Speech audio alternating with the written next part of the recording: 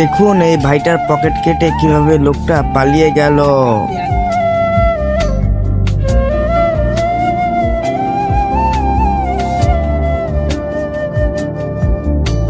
ভাই টিকিট দেন, ticket check করব।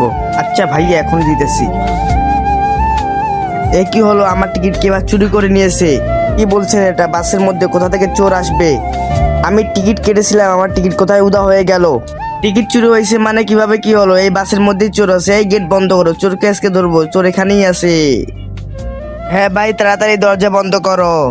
পুরো বাসের মধ্যে 4-5 জন লোকে, আজকে দেখবো চোর কোথায় পালায় আমার হাত থেকে।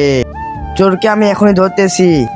আরে ভাই আপনি আমাকে ধরতেছেন কেন? আমি কি চোর? অন্য কাউকে গিয়ে ধরেন।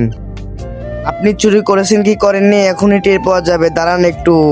আরে ভাই আমি একটি ভদ্রলোক, আমাকে কেন ধরতেছে? আচ্ছা, আরে ভাই এ নাকি ভদ্রলোক, একে ধরলে আমাদের গুনাহ হবে নাকি?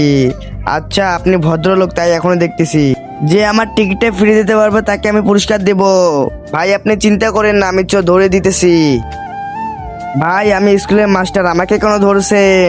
আরে ভাই এই হলো সে চোর। আজকাল বেশি স্কুলের মাস্টারই চোর হয়ে থাকে। আপনি কার্ডটা চুরি করেছেন, তাড়াতাড়ি বের করে দেয়।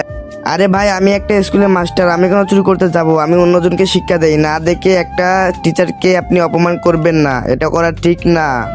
হ্যাঁ তুমি তো একটা ভদ্রলোক, আমি তোমাকে ধরতেছি কেন? দ্রুত কার্ডটা বের করে দাও, তুমি চুরি করেছো এই কার্ডটা। ভাই আমি একটা ভদ্রলোক, আমি চুরি করি না, বিশেষ নাহলে তল্লাশি করেন। ওরে বাপরে কি ভদ্রলোক, এখনই দেখতেছি তুমি চুরি করেছো কি করনি। দাঁড়াও এখনই দেখতেছি।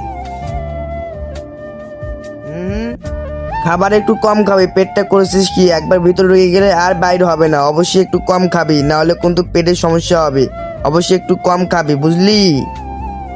এরপর কি হলো তা দেখতে হলে ভিডিওতে লাইক দিয়ে কমেন্টে পার্ট 2 লিখে যাও।